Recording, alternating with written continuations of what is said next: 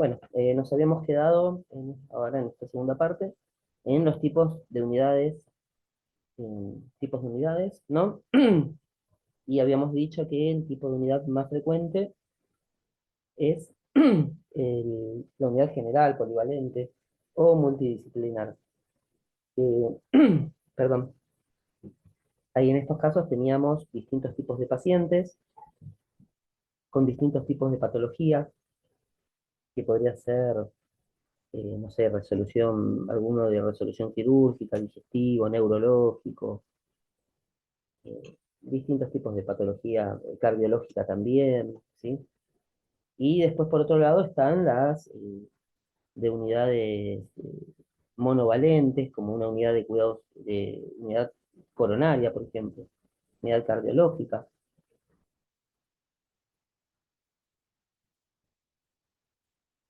Y bueno, ahí están, ¿no? Las que acabo de nombrar, que son las de tipo especializado, que son menos frecuentes, pero bueno, son las de unidades coronarias, la UCO, normalmente como se le dice.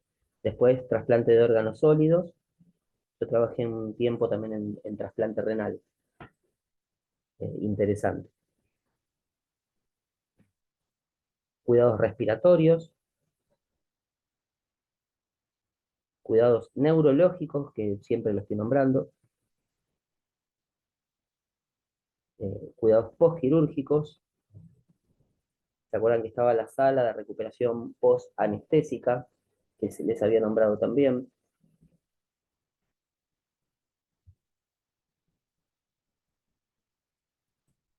Cuidados neonatales o pediátricos también, ¿sí? Si bien este no es un curso de pediatría ni neonatología, pero para que tengamos un poco en cuenta que hay distintas unidades, ¿no? Entre ellas también está la cuidados neonatales y pediátricos. Y acá pasa una cuestión que, bueno, volviendo un poco siempre de la pediatría, decíamos que el paciente pediátrico y el neonato, a veces hay un margen muy pequeño, donde se atiende al paciente de un mes, por ejemplo, hasta un mes se considera que es paciente de cuidados neonatales. Pasado un mes, no sé, 31, 32, 33 días, o un poquito más también, es pediátrico.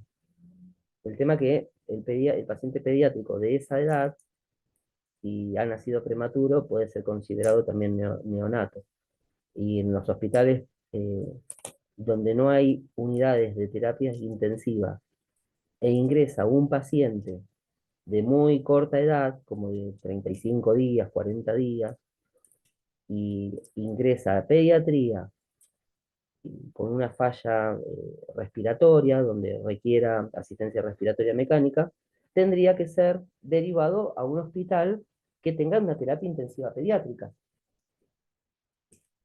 Si es que no la tiene, si no tiene terapia intensiva pediátrica en el hospital, con esas edades tan pequeñas, podría llegar a ser derivado a la unidad de cuidados neonatales. Esto se los digo, bueno, por experiencia propia, porque nos ha pasado donde yo trabajo.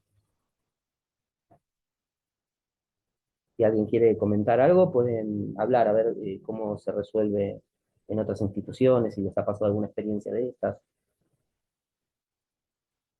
A nosotros nos tocó ambucear toda una noche un paciente también, porque bueno, no teníamos asistencia respiratoria mecánica en pediatría, en internación pediátrica. Y no había en el hospital tampoco terapia intensiva pediátrica.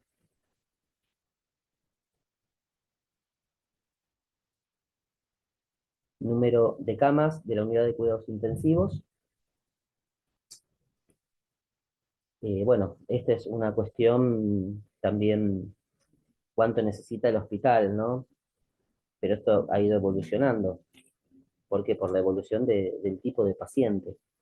El tipo de paciente requiere cuidados intensivos, pero también está cuidados intermedios, y de cuidados intermedios puede pasar rápidamente a cuidados intensivos, ¿sí? Donde yo trabajo, por ejemplo, en la unidad coronaria, tenemos pacientes que requieren cuidados especiales, porque es un paciente que puede llegar a requerir asistencia ventilatoria mecánica, uso de oxígeno, ¿sí? O alguna otra cuestión que requiera esos cuidados específicos. Y al lado está, como servicio considerado servicio abierto, área abierta, la unidad de cardiología.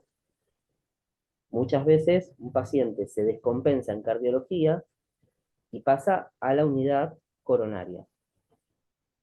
O a veces también el paciente de la unidad coronaria, que ya tiene un tiempo de evolución, de recuperación de su estado óptimo de salud, pasa a la unidad de cardiología, que ya no es de cuidados críticos. ¿Se entiende, no, esa diferencia entre la unidad coronaria y la de cardiología?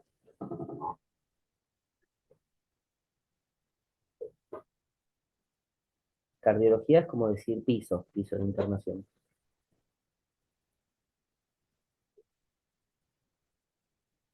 Bien, bueno, el número de camas de la unidad de cuidados intensivos depende también del número y tipo de pacientes que se atienden. Quizás han escuchado esta relación 2 a 1, ¿no? Un enfermero, 2 pacientes, ¿sí? No sé ustedes dónde trabajan, cuántos pacientes tienen por enfermero, si es 2 a 1 o 1 a 2. No, esa regla no se usa donde yo trabajo, porque a veces en el turno que estoy yo es turno noche y a veces somos 12 enfermeras en un servicio y hay 25 pacientes. No. Y en terapia por ahí hay una enfermera con 7 pacientes. O sea, depende siempre de la cantidad de enfermeros que tenga el servicio. Hay lugares que lo respetan, pero hay lugares que faltan enfermeros, como en el caso de nosotros, y se hace lo que se puede con lo que se tiene, lamentablemente. Claro, no, no, está bien. ¿Me podría decir su nombre porque no los puedo ver para saber? Eva, Ah, Eva, Eva, claro. Sí, no, es como usted lo dice. O sea, lo que uno dice, el ideal es un enfermero, 2 pacientes, en lugares muy específicos puede haber un enfermero para un paciente, pero bueno, después hay otra, eso es lo ideal, ¿no? Como lo que uno espera, pero bueno, después ocurren estas cuestiones, ¿no? Que por necesidades especiales, específicas, que falta personal, que bueno, cuestiones que van más allá de lo legal, ¿no? Porque ya no es legal que atendamos esa cantidad de pacientes, un enfermero solo, porque nos jugamos el título, nos jugamos la matrícula, sabemos que por ese lado tenemos que cuidarnos también. Pero bueno, por el otro lado también tenemos la necesidad de trabajar, ¿no?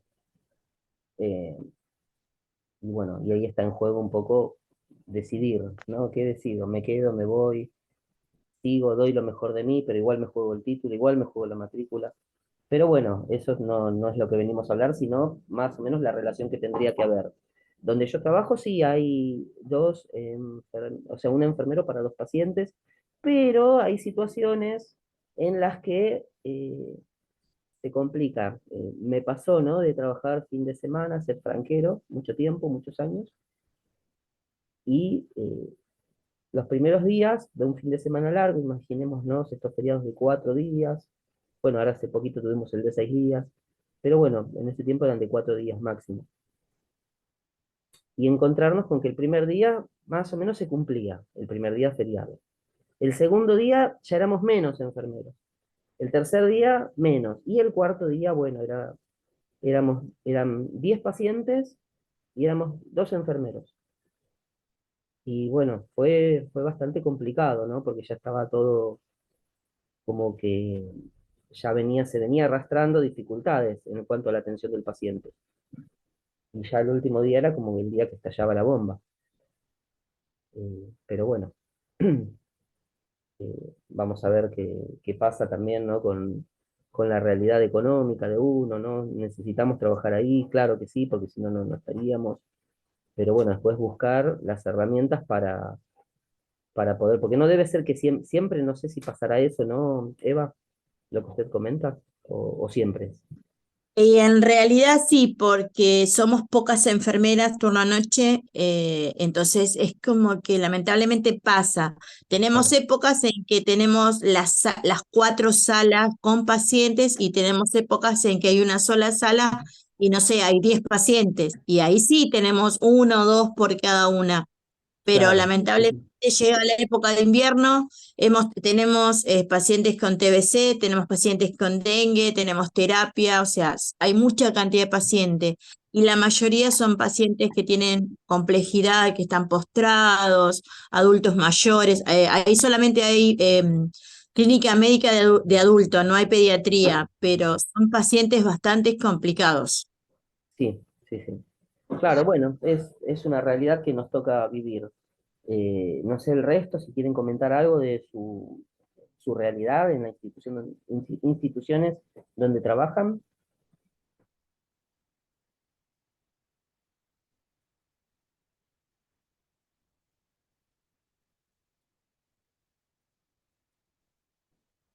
Bueno, continuamos, ¿no? Depende también del tipo de paciente que recibe el hospital y si dispone o no de unidad de cuidados intermedios.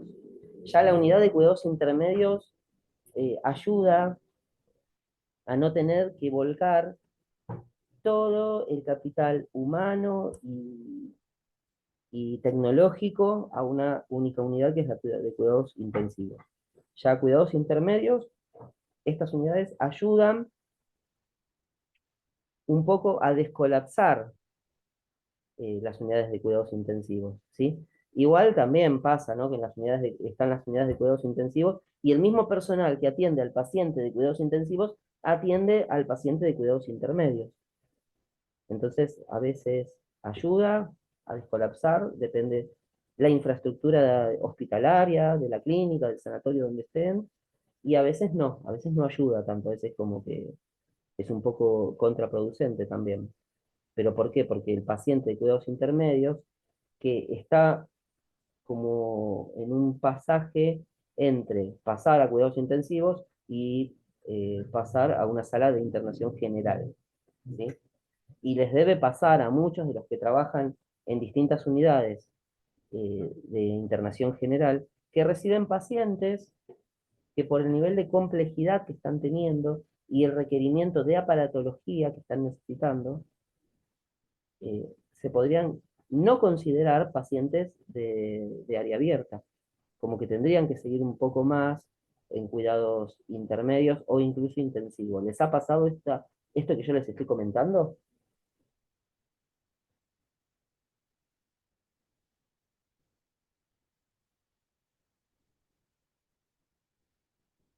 Bueno, igual a veces da un poquito de vergüenza hablar, pero bueno, no pasa nada, ¿sí? Pueden comentarlo y si no lo comentan acá, pueden comentarlo en el chat. El chat del WhatsApp está abierto todo el tiempo. O sea, ustedes mañana escriben, tienen ganas de hablar de esto, pueden escribir porque muchos no van a estar hoy, lo van a ver mañana, pasado, otro día, y lo van comentando ahí en el WhatsApp y vamos un poco intercambiando, ¿sí? Ideas y experiencias. A ver, esperen que escribió alguien en el chat. Ah, estoy en viaje. No, no pasa nada, Vidalia. Se entiende. Bien. Recursos materiales en las unidades de cuidados intensivos. Bien. La habitación tiene que ser amplia, alrededor de 25 metros cuadrados, de forma que permita colocar la cama separada de la pared. O sea, la cama no tendría que estar pegada a la pared. ¿Por qué? Por esto mismo que dice acá, ¿no? Que podemos movilizarnos alrededor de la cama, ¿sí? Tanto en la cabecera, los costados, en los pies del paciente. Tenemos que tener disponibles todos esos espacios. Si es una habitación pequeña, imaginemos la cama de lo que es terapia intensiva, que es una cama amplia, ¿sí? Y bueno, tiene que permitirnos poder movilizarnos por alrededor del paciente.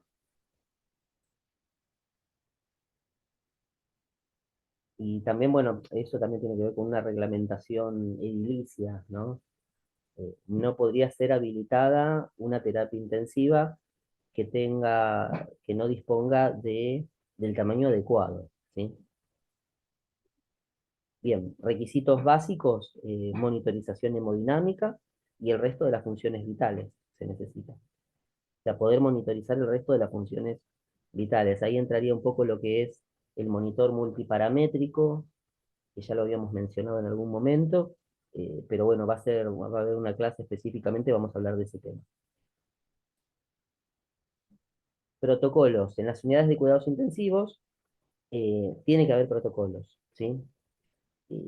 Esto un poco, imaginemos, ¿no? Que somos 3 enfermeros en una unidad de cuidados intensivos, se produce una situación de emergencia donde haya un paro cardiorrespiratorio de uno de nuestros pacientes.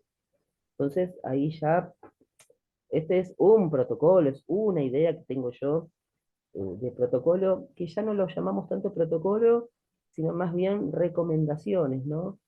Pero supongamos que somos equipos, somos 3, y decimos, bueno, tal se coloca al lado del paciente asistiendo al médico si necesita el tubo, si necesita alguna medicación.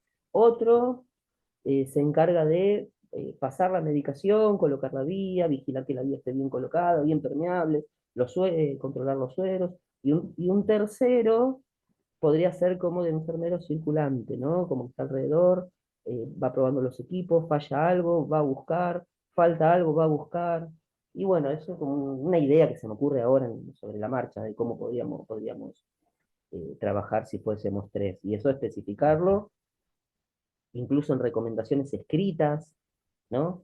Si en algún momento tienen una jefatura de un servicio de unidades de cuidados intensivos, podrían protocolizar distintos tipos de procedimientos. Parada cardiorrespiratoria, actuamos así. Colocación de vía central se hace de esta forma. No lo hacemos nosotros como enfermeros, pero sí asistimos, entonces tenemos que saber el paso a paso. Ahí aparece algo que se llama, esto es muy de control de infecciones, pero bueno, se los cuento porque es importante y quizás lo puedan usar hasta en áreas que no sean críticas, que es el famoso checklist o lista de cotejo, mejor dicho en castellano, ¿no? ¿Lo conocen? ¿Lo sintieron nombrar el checklist? Bueno, el checklist es básicamente un listado donde se especifican todas las intervenciones que vamos a realizar para, no sé, colocar una vía periférica. Entonces, lavado de manos, preparación de la bandeja, los elementos de la bandeja tienen que ser esto, asepsia de la zona, ¿sí? Bueno, todo el paso a paso, y entonces un enfermero hace eso, de preparar todos los elementos y hacer la técnica. Hay 2 checklists, uno de preparación de elementos y uno de la técnica. Pero bueno, un enfermero, supongamos que va a colocar la guía, entonces hace el procedimiento y el otro está con un listadito y va tildando, hizo esto. ¿Sirve? Quizás en la emergencia no lo vamos a hacer, es verdad. Pero bueno, si lo protocolizamos, no lo hacemos en emergencia o tratamos de hacerlo lo mejor posible, cuando nos sentamos porque hay momentos que no se está trabajando todo el tiempo, hay momentos o reuniones post-guardia o reuniones pre-guardia, estas son como reunión de equipo. ¿Sí? En la reunión de equipo, ahí se establece cómo se trabaja, qué se hizo, sí, y ahí se organizan estas formas de acción, ¿sí? ¿Me van siguiendo más o menos?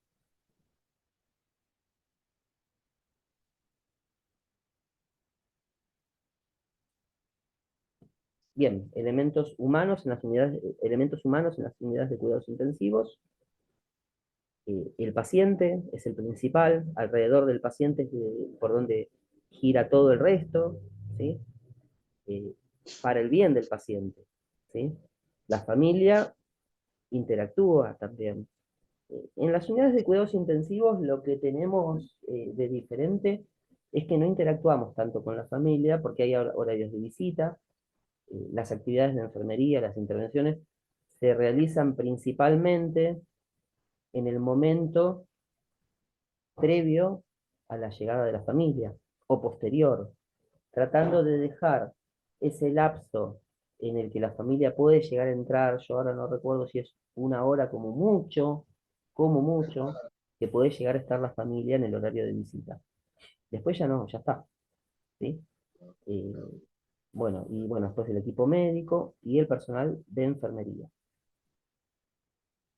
Que como les decía, el trabajo es mancomunado, siempre con el mismo objetivo, que es el bienestar del paciente.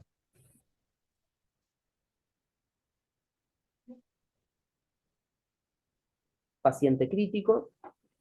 Bien, bien, el paciente crítico tiene problemas de salud importantes, realmente muy importantes, y que ponen en riesgo su vida todo el tiempo.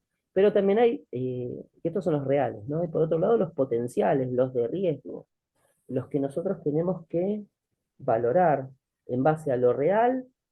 Decimos, bueno, sí, tiene esto que es actual, que es en el momento, pero esto ¿qué puede generar después?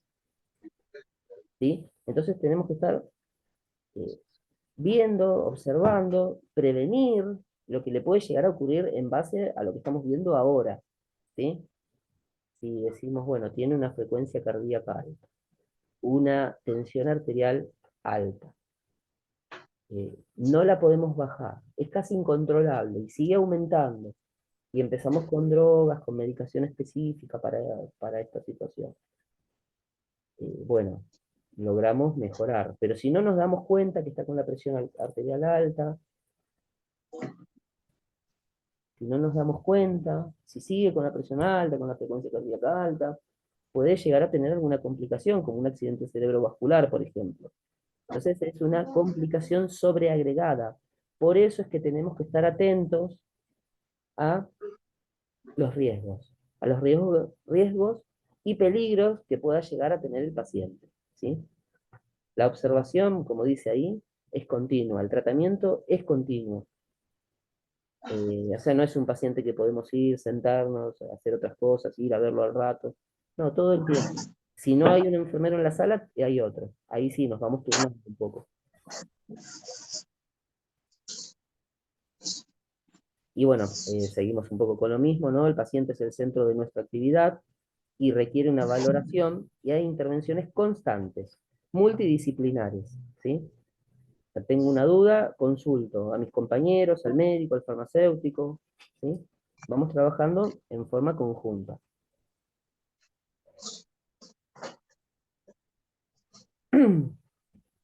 Bien, siempre está un poco el trabajo de enfermería, ¿no? Que tratamos de adaptar la realidad del paciente, ¿sí? Y para restaurar su salud. Y bueno, esto también de los derechos del paciente no deja de ser importante, ¿sí? Respetar la dignidad del paciente, la privacidad, ¿sí? Eh, el hablarle, el escucharlo. Ahí ustedes dirán, ¿cómo hablarle? Si el paciente a veces está entubado, no responde, no habla, habla de otra forma, o quizás no hable, pero podemos nosotros sí hablarle, sí decirle, un poco esto del respeto, ¿no? Sabemos que está entubado, sabemos que está sedado, pero se dice siempre que el último sentido que se pierde es el oído. Entonces ahí nosotros intervenimos, hablamos, le decimos, bueno, le voy a realizar este procedimiento. Hola, ¿cómo está? Hola, me llamo Miguel. ¿Sí? Uno dirá, muchos no lo hacen, pero yo sé que hay muchos de ustedes que seguramente lo hacen, aunque el paciente no esté lúcido. Y sé que lo hacen porque es la tendencia hace muchos años que se está eh, logrando eso, ¿no? Hacer partícipe al paciente, aunque pareciera que no esté presente, pero está ahí. Es un ser que, bueno, que necesita nuestra contención, de alguna forma u otra. A la familia a veces también hay que decirle, agárrele la mano, háblele. No sé si les pasó algo de esto que yo les estoy diciendo. Y eso logra calmar al paciente, ¿sí? Logra calmar, que esté más tranquilo. Y incluso, yo me acuerdo de una experiencia, tenía una paciente, yo le hablaba siempre, todo el tiempo. Y después empecé a hacer horas extras, ¿no? Módulos le hicimos nosotros, en áreas abiertas, ¿no? En clínica médica. Y me acuerdo, yo hablaba con los pacientes, siempre en clínica médica hablaba más todavía porque el paciente ya estaba lúcido. Y me llama una señora enfermero, o Miguel, no me acuerdo cómo me llama, hace muchos años de esto, ¿no? Me acerco, hola, sí, ¿qué necesitas? No sé qué, bien. No, yo me acuerdo de vos porque vos me atendías en terapia y eras el único que me hablaba. Margarita se llamaba la señora, no sé si seguirá viva, o sea, estamos hablando de, no sé, 10 15 20 años atrás, o sea, muchísimos años. Pero bueno, todavía hoy me resuena el nombre de ella y habían pasado un montón de tiempo. Y ella se acordaba de mí, de nombre se acordaba, por la voz. ¿Pero por qué? Porque era uno de los pocos que en ese tiempo le hablaba. Ya fíjense en cómo uno va marcando un poco la diferencia, ¿no? O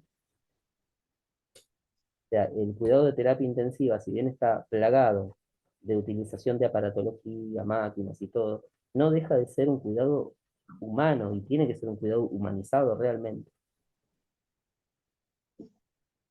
Y bueno, esto del derecho del paciente viene a eso, ¿no? El paciente actual es una persona con mayor cultura, más conocimiento sobre su enfermedad y modo de tratarla.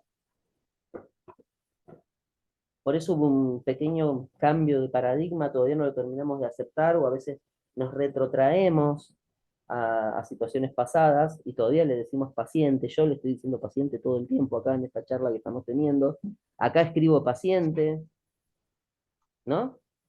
Pero después cambió un poco y un cambio de paradigma y se le empezó a decir sujeto de atención, ¿no? Es un sujeto que está siendo atendido, una persona, un ser humano.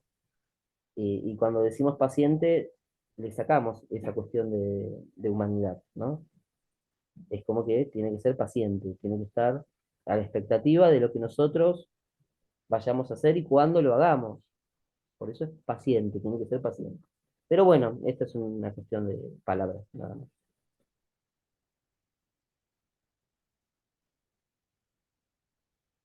Bien, entorno e intervenciones de enfermería para minimizar el impacto sobre el paciente.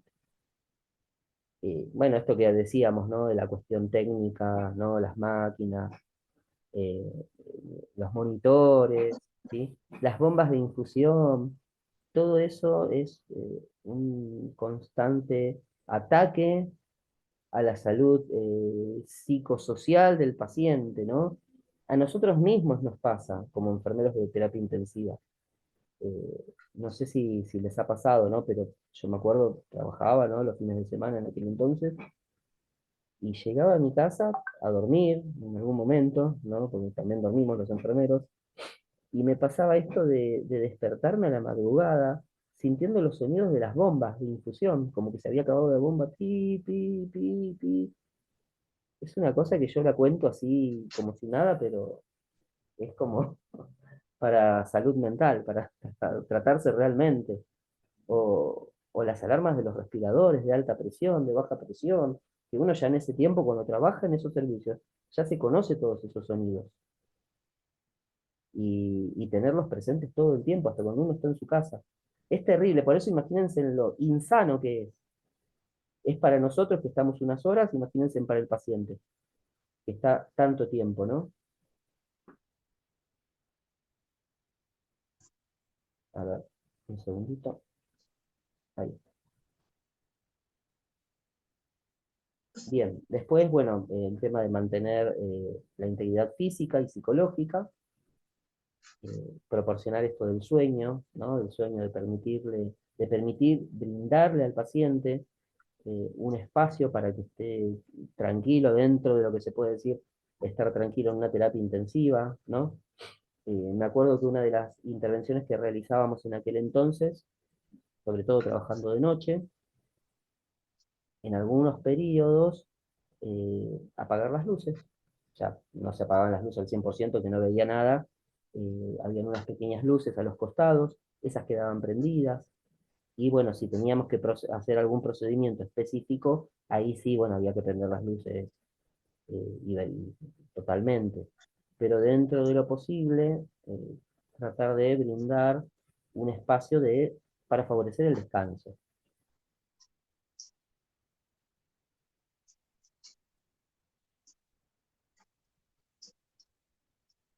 Eh, Bien, seguimos con esto del entorno y las intervenciones, la enfermería.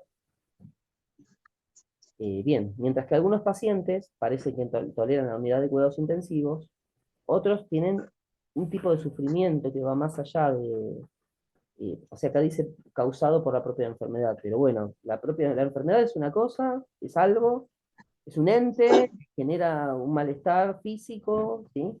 Pero también está lo psicológico. estar en una terapia intensiva es una unidad cerrada, un lugar con el que estamos entre cuatro paredes, y un poco es como estar atrapados, ¿sí? Hay incluso, hay historias de pacientes, muchas historias de pacientes que comentan el sufrimiento que han tenido al estar en una terapia intensiva, pero lo comentan después, comentan incluso en esas historias, me acuerdo yo leí unas revistas, las Nursing, seguramente las han sentido nombrar, son revistas de enfermería, creo que se siguen publicando, pero una versión online, pero no estoy seguro. Y bueno, había muchas historias de pacientes de unidad de cuidados intensivos donde comentaban sus experiencias dentro de la terapia intensiva, como que cosas que decían, no, este paciente ya se va a morir, cosas así muy fuertes, ¿no? No, es una plantita, y que aún así salían adelante. O a veces esto de ver lo humano, ¿no? No olvidarnos de que somos seres humanos, el paciente es un ser humano sobre todo, ¿no? Y cuando hacemos una reanimación cardiopulmonar, ¿no? Tener en cuenta que hay pacientes al lado, enfrente, alrededor, sobre todo si hay biombos, ¿no? Áreas muy abiertas, muy grandes, y ponerle un biombo, tratar de generar como un aislamiento de ese paciente que está siendo asistido con una asistencia respiratoria mecánica o con drogas específicas para mantenerlo vivo o sacarlo de un paro cardiorrespiratorio. Entonces hay que cuidar al otro paciente también, al que está alrededor, al que puede observar, al que puede escuchar. Vieron esto de que ya no se habla más, está en paro, no, no. Código azul, bueno, se nombra eso y se actúa. Se actúa fuerte, rápido, se dicen muchas cosas, y bueno, un poco, eh, si bien no podemos exigirle a todo el personal, fíjate lo que decís, tenemos pacientes al lado, que escuchan, que sienten, empezar a generar un poco esa cultura, ¿no? De cuidar al paciente que está al lado también, al otro.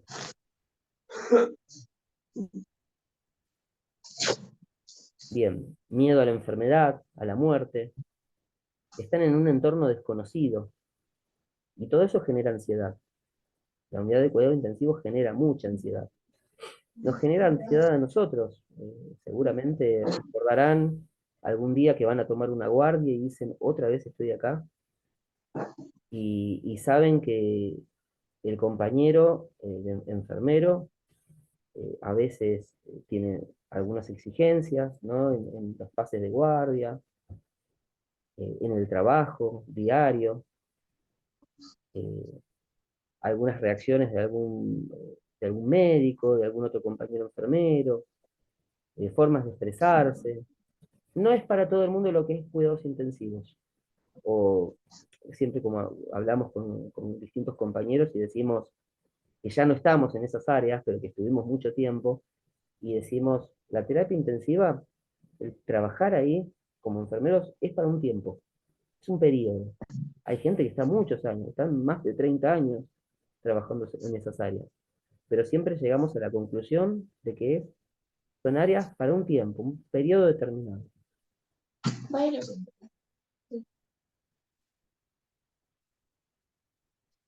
A ver, espérenme un segundito, quiero ver por dónde estamos.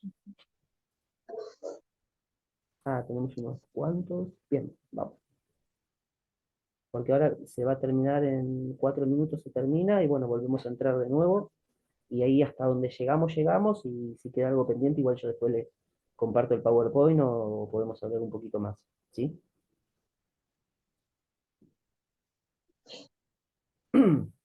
Bueno, intervenciones de enfermería, crear un clima acorde con la dignidad de la persona. También esto me acuerdo de que yo siempre un poco se los digo a los alumnos, no tener el paciente 100% descubierto cuando lo van a bañar, no es que le saco todo y lo tengo totalmente descubierto ahí. No, no, ir tapando las zonas que no estamos higienizando, si vamos a higienizar, ¿no? Por ejemplo, la zona que no estamos higienizando tiene que estar cubierta.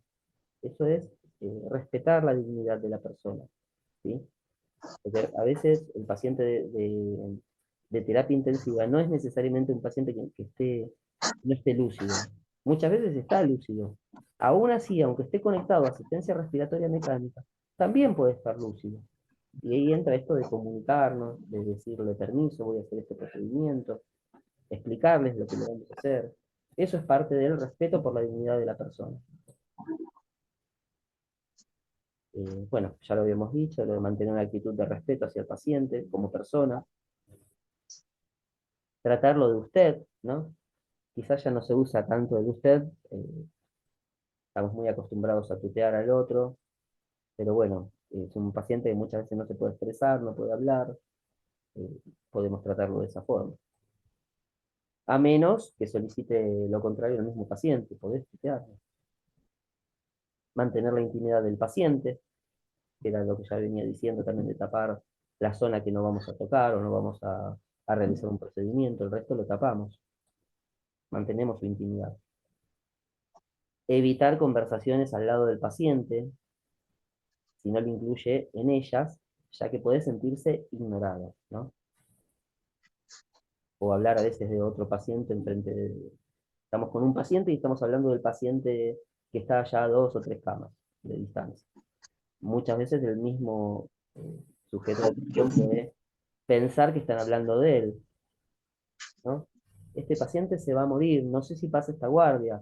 Frases como esa, ¿no? Que son crueles, muy crueles.